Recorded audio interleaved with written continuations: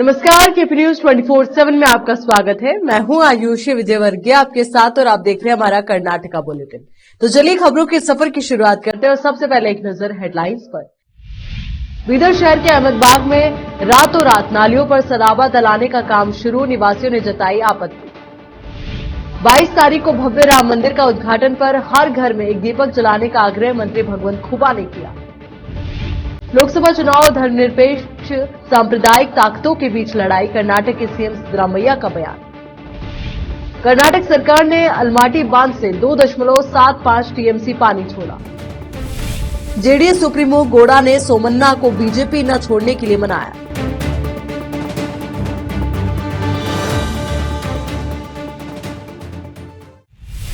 अब देखते हैं समाचार विस्तार से। बीदर शहर के नगर सभा वार्ड नंबर 5 में वार्ड के काबिल काउंसलर के प्रस्ताव पर अहमदबाग में खुली नालियों को पटाव करने के काम कल देर रात शुरू किए गए, जिससे क्षेत्र के लोगों में चिंता बनी हुई है। क्षेत्र के निवासियों का कहना है कि क्षेत्र में खुली नालियां कभी कभार नगर सभा द्वारा साफ की जाती है, बाकी समय निवासी अपने घर के सम्मुख रहे नालियों को अस्थायी तौर पर साफ किया करते हैं और नालियों की हालत बहुत ही खस्ता है। ऐसे में उसमें सिलाब डालकर बंद किया गया तो गंदगी जमा होने पर साफ कैसे किया जाएगा, और जब तक नगर सभा इसको साफ करेगी तब तक क्षेत्र गंदगी और बदबू से अका रहेगा, या कहे कि बदबू फैल जाएगी पूरे क्षेत्र में। इस मुद्दे को लेकर निवासियों ने अपना ऐतराज जताया है और आग्रह किया है कि नगर सभा आयुक्त पहले क्षेत्र का दौरा करके स्थिति का जायजा ले, फिर काम के निर्देश दे। इसको रातों रात क्यों किया जा रहा है, इसका पहले निरीक्षण होना चाहिए, फिर काम। विशेष संवाददाता की रिपोर्ट।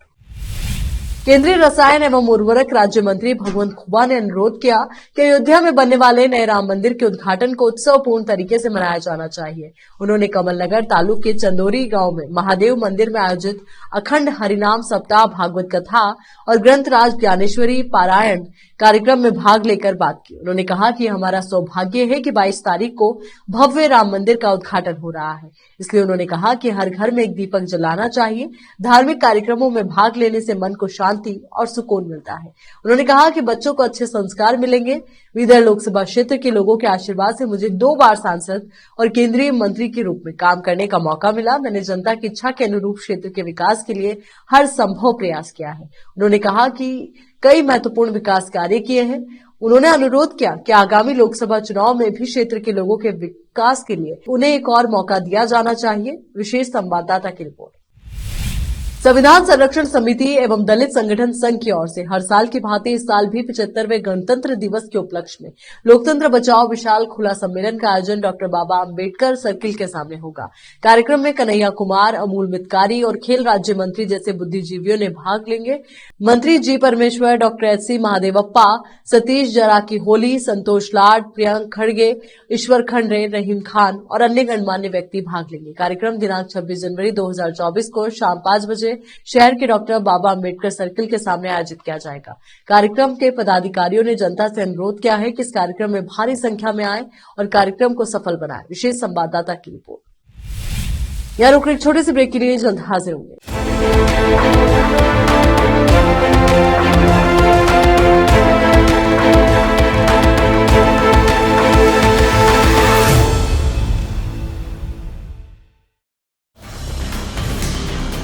हिंदुस्तान के हर कोने में हम हैं मौजूद। 24 घंटे हालात पर गहरी नजर, खबरों से जुड़े चुपते सवालात और आपको दिखाता है धार्मिक, सामाजिक, राजनीतिक, लोकल और इंटरनेशनल न्यूज की सबसे बेहतर कवरेज, जो आपको रखती है हर पल बाखबर। देश और दुनिया भर की खबर के लिए देखते रहें KP news 24/7। Noor education trust Bidar की ओर से चलाए जाने वाला Noor M Ed and B Ed college Bidar, recognised by NCTE Delhi and affiliated to Bidar University, Bidar. Admission are open for the academic year 2023-24. विशेषज्ञ और सक्षम शिक्षकों द्वारा शिक्षा प्राप्त करने के लिए नूर एमएड एंड बीएड कॉलेज में दाखिला लें और शांत वातावरण में शिक्षा प्राप्त करें। बीदर शहर में बेहतर शिक्षा का एकमात्र केंद्र Noor M Ed and B Ed college, Shahpur gate, Bidar. Phone numbers 9945283920, 8482221297। देवियों और सज्जनों, खाना पीना हमारे स्वस्थ रहने के लिए बहुत आवश्यक है और खाने पीने में अगर चटपटी और स्वादिष्ट चीजें खाने को मिल जाएं तो मजा दुगना हो जाता है। अगर पानी पूरी, भेलपूरी, कचौरी जैसी चीजें हों तो फिर तो मजा ही आ जाए। पानी पूरी और चाट खाने का शौक रखने वालों के लिए बीदर शहर में बहुत ही फेमस केंद्र है मोहन मार्केट के समीप और जीवी मॉल के बाजू कॉर्नर पर स्थित महाकाल चाट भंडार, जहां पर पानी पूरी के अलावा विभिन्न प्रकार की चटपटी और खट्टी मीठी खाने की चीजें कम कीमत पर मिलती हैं। पानी पूरी 20 रुपए में 10 पीस, आलू टिक्की 25 रुपये प्लेट, समोसा रगड़ा 25 रुपये प्लेट, कटलेट 25 रुपये प्लेट, पाव भाजी 50 रुपये प्लेट, बटर पाव भाजी 60 रुपये प्लेट, वड़ा पाव 30 रुपये प्लेट और 15 रुपये में सिंगल, मसाला पापड़ 25 रुपये प्लेट, दही पापड़ 25 रुपये में प्लेट, भेलपूरी 25 रुपये, मसाला पूरी 25 रुपये, दही पूरी 25 रुपये, सेव पूरी 25 रुपये, आलू बोंडा 30 रुपये प्लेट 4 पीस, कचौरी 25 रुपये और पानी पूरी फैमिली पैक 200 रुपये में उपलब्ध है। स्वादिष्ट चाट खाने के लिए आज ही चले आइए। याद रखिए, महाकाल चाट भंडार लोकेटेड नियर जीवी mall, Mohan market, Bidar. Contact number 7993469986। Hindustan के हर कोने में हम हैं मौजूद। 24 घंटे हालात पर गहरी नजर, खबरों से जुड़े चुपते सवालात और आपको दिखाता है धार्मिक, सामाजिक, राजनीतिक, लोकल और इंटरनेशनल न्यूज की सबसे बेहतर कवरेज, जो आपको रखती है हर पल बाखबर। देश और दुनिया भर की खबर के लिए देखते रहें KP news 24/7।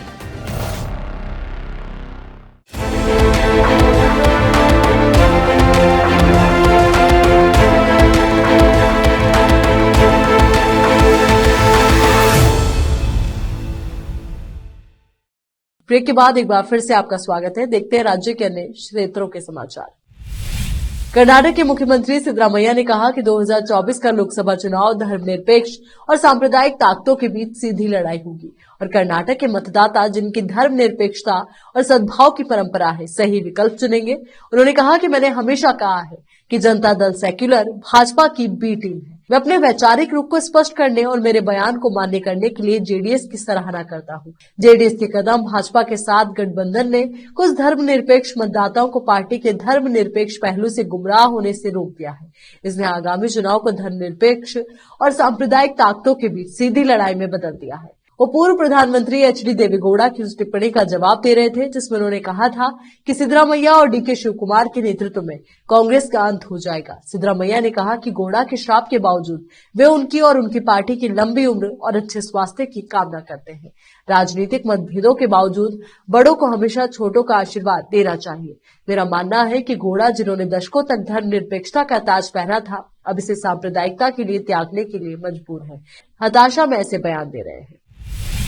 Krishna basin, Bagalkot, Kalaburagi और विजयपुरा में किसानों की चिंताओं को दूर करने के लिए कर्नाटक के उप मुख्यमंत्री और जल संसाधन मंत्री डीके शिवकुमार ने रविवार को सुबह लगभग 10:50 पर अलमाटी बांध से 2.75 टीएमसी पानी छोड़ने की घोषणा की। कृष्णा बेसिन में पानी की गंभीर कमी के जवाब में कर्नाटक के उप मुख्यमंत्री और जल संसाधन मंत्री डीके शिवकुमार ने 6 जनवरी 2024 को एक आभासी बैठक आयोजित की। कृष्णा अपलैंड परियोजना में खड़ी मिर्च की फसलों के संरक्षण पर ध्यान केंद्रित किया गया था और आगामी गर्मी के मौसम के लिए पर्याप्त जल आपूर्ति सुनिश्चित करना। उप मुख्यमंत्री डीके शिवकुमार ने कहा कि विशेष रूप से अलमाटी और नारायणपुरा सहित कृष्णा अपलैंड परियोजना के प्रमुख जलाशयों में वर्तमान में पिछले वर्ष की समान अवधि की तुलना में 50% से अधिक जल भंडारण की कमी का सामना करना पड़ रहा है। राज्य जल नीति की प्राथमिकता पर जोर देते हुए पीने का पानी सरकार का लक्ष्य आसन्न गर्मियों के दौरान सार्वजनिक उपभोग और पशुधन के लिए जल संसाधनों को सुरक्षित करना है।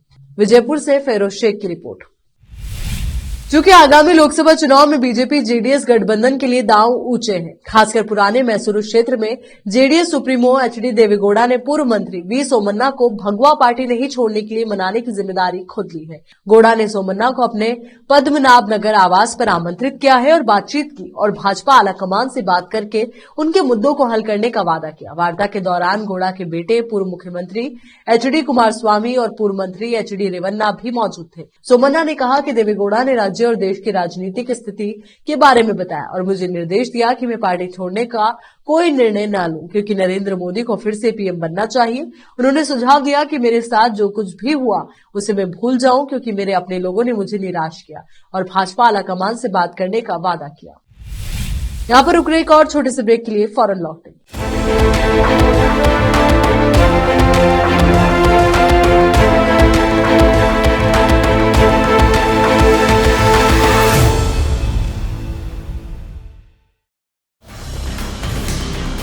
हिंदुस्तान के हर कोने में हम हैं मौजूद।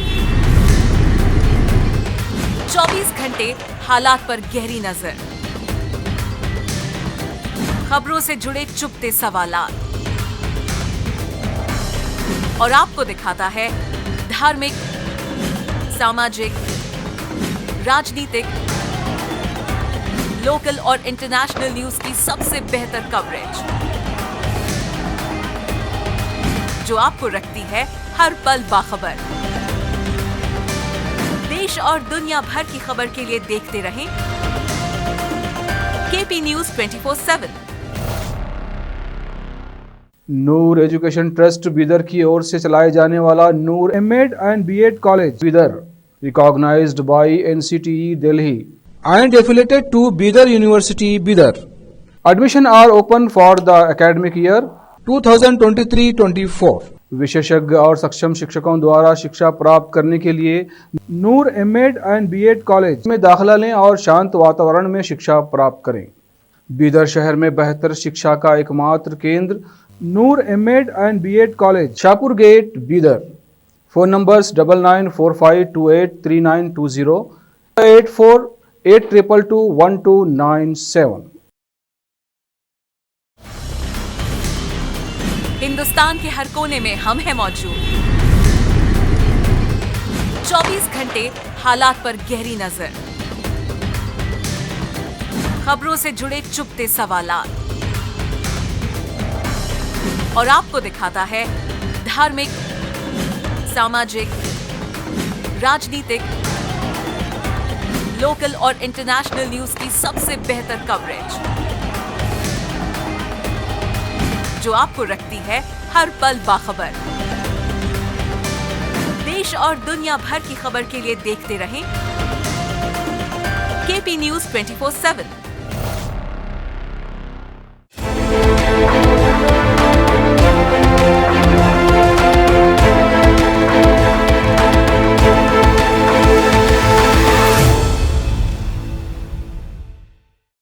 ब्रेक के बाद एक बार फिर से आपका स्वागत है। महाराष्ट्र संकट की ओर इशारा करते हुए जब उद्धव ठाकरे के नेतृत्व वाली एमवीएस सरकार गिरा दी गई, कर्नाटक भाजपा अध्यक्ष बीवाई विजेंद्र ने कहा कि राज्य में किसी भी समय विधानसभा चुनाव हो सकते हैं। उन्होंने आगे रेखांकित किया कि उन्हें पार्टी कार्यकर्ताओं के समर्थन की जरूरत है। एक प्रेस कॉन्फ्रेंस को संबोधित करते हुए विजेंद्र ने कहा कि लोगों को 130 से 140 सीटों पर बीजेपी की जीत सुनिश्चित करनी चाहिए। पार्टी को चामराजनगर जिले की सभी 4 सीटें जीतनी होगी।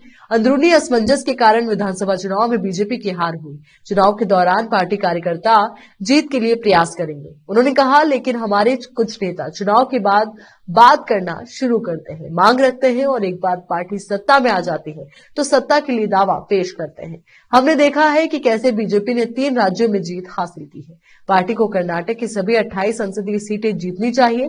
प्रधानमंत्री नरेंद्र मोदी के शासनकाल में एक भी घोटाला नहीं हुआ। बीजेपी ने भ्रष्टाचार मुक्त शासन दिया है।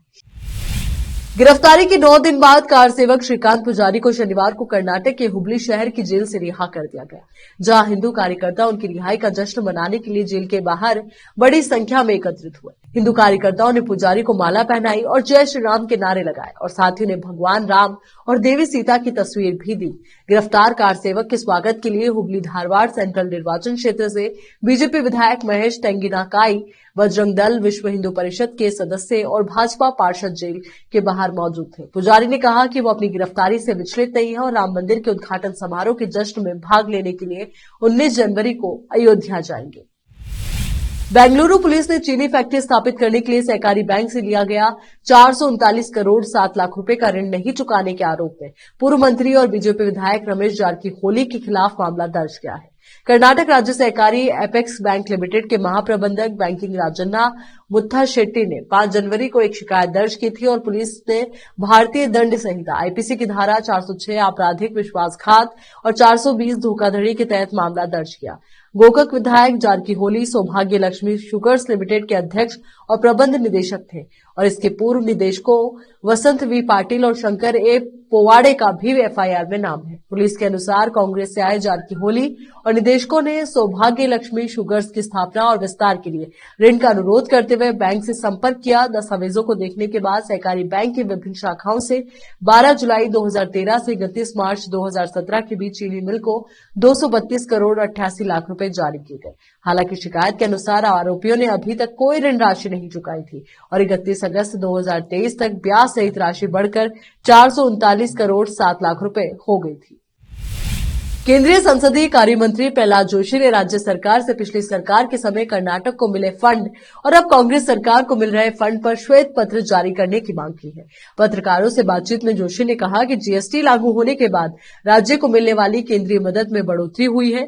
पहले केंद्र राज्यों को सूखे या अन्य आपदाओं के लिए मुआवजे की घोषणा करता था। अब व्यवस्था बदल गई है और केंद्र लगातार राष्ट्रीय आपदा मोचन बल एनडीआरएफ से लेकर राज्य आपदा मोचन बल यानी कि एसडीआरएफ को फंड देता रहता है। एसडीआरएफ में धनराशि खर्च होने के तुरंत बाद केंद्र एसडीआरएफ को और धनराशि जारी करता है और इसलिए राज्य को इसे समझना और स्वीकार करना चाहिए। उन्होंने कहा कि राज्य सरकार को पहले एसडीआरएफ के पास पहले से मौजूद पैसे को खर्च करना चाहिए। उन्होंने कहा कि निश्चित रूप से और धनराशि आएगी। चलिए एक बार फिर से नजर डालते हैं हेडलाइंस पर। बीदर शहर के अहमदबाग में रातों रात नालियों पर सराबा दलाने का काम शुरू, निवासियों ने जताई आपत्ति। 22 तारीख को भव्य राम मंदिर का उद्घाटन पर हर घर में एक दीपक जलाने का आग्रह मंत्री भगवंत खुबा ने किया।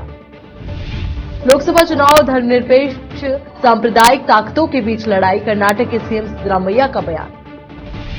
कर्नाटक सरकार ने अलमाटी बांध से 2.75 टीएमसी पानी छोड़ा। जेडीएस सुप्रीमो गौड़ा ने सोमन्ना को बीजेपी न छोड़ने के लिए मनाया।